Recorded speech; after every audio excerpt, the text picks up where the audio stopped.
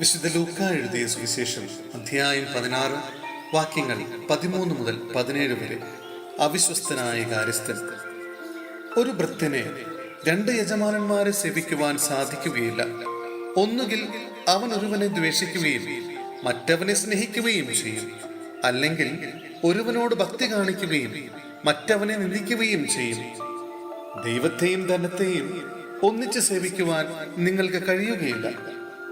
പണക്കൊതിയരായ ഫരിസേയർ ഇതെല്ലാം കേട്ടപ്പോൾ അവനെ പുച്ഛിച്ചു.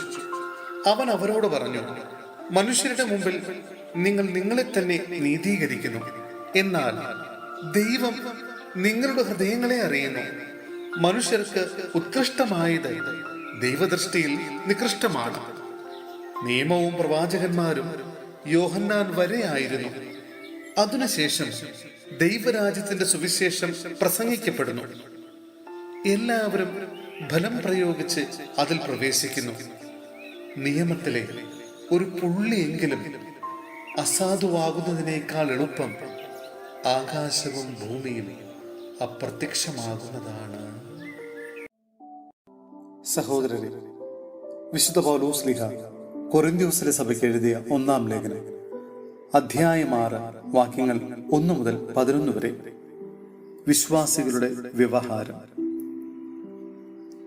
നിങ്ങളിൽ ആർക്കെങ്കിലും ഒരു സഹോദരനെ പറ്റി പരാതി ഉണ്ടാകുമ്പോൾ അവൻ വിശുദ്ധരെ സമീപിക്കുന്നതിനു പകരം നീതിരഹിതരായ വിജാതീയരുടെ വിധി തേടാൻ മുതിരുന്നുവോ? വിശുദ്ധർ ലോകത്തെ വിധിക്കുമെന്ന് നിങ്ങൾക്ക് അറിവില്ലേ? നിങ്ങൾ ലോകത്തെ വിധിക്കേണ്ടവരായിരിക്കെ നിസ്സാര കാര്യങ്ങളെക്കുറിച്ച് വിധി കൽപ്പിക്കാൻ അയോഗ്യരാകുന്നതെങ്ങനെ?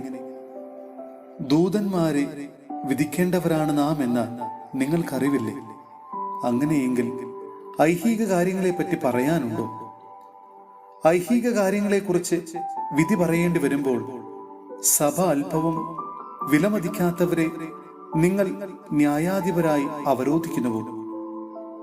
നിങ്ങളെ ലജ്ജിപ്പിക്കാനാണ് ഞാനിത് പറയുന്നത്. സഹോദരർ തമ്മിലുള്ള വഴക്കുകൾ തീർക്കാൻ മാത്രം ജ്ഞാനിയായ ഒരുവൻ പോലും നിങ്ങളുടെ ഇടയിൽ ഇല്ലെന്ന് വരുമോ? സഹോദരനെതിരെ പരാതിയുമായി ന്യായാസനത്തെ സമീപിക്കുന്നു, അതും വിജാതീയരുടെ ന്യായാസനത്തെ. നിങ്ങൾ തമ്മിൽ വ്യവഹാരങ്ങൾ ഉണ്ടാകുന്നത് തന്നെ നിങ്ങളുടെ പരാജയമാണ്. എന്തുകൊണ്ട് ദ്രോഹം നിങ്ങൾക്ക് ക്ഷമിച്ചുകൂടാ? വഞ്ചന സഹിച്ചുകൂടാ? നിങ്ങൾ തന്നെ സഹോദരനെ പോലും ദ്രോഹിക്കുകയും വഞ്ചിക്കുകയും ചെയ്യുന്നു. അനീതി പ്രവർത്തിക്കുന്നവർ ദൈവരാജ്യം അവകാശമാക്കുകയില്ല എന്ന് നിങ്ങൾ അറിയുന്നില്ലേ? നിങ്ങൾ വഞ്ചിതരാകരുത്. അസന്മാർഗികളും വിഗ്രഹാരാധകരും വ്യഭിചാരികളും സ്വവർഗഭോഗികളും കള്ളന്മാരും അത്യാഗ്രഹികളും മദ്യപന്മാരും പരദൂഷകരും കവർച്ചക്കാരും ദൈവരാജ്യം അവകാശമാക്കുകയില്ല. നിങ്ങളിൽ ചിലർ ഇത്തരക്കാരായിരുന്നു. എന്നാൽ നിങ്ങൾ കർത്താവായ യേശുക്രിസ്തുവിന്റെ നാമത്തിലും നമ്മുടെ ദൈവത്തിന്റെ ആത്മാവിലും സ്നാനപ്പെടുകയും പവിത്രീകരിക്കപ്പെടുകയും നീതീകരിക്കപ്പെടുകയും ചെയ്തു.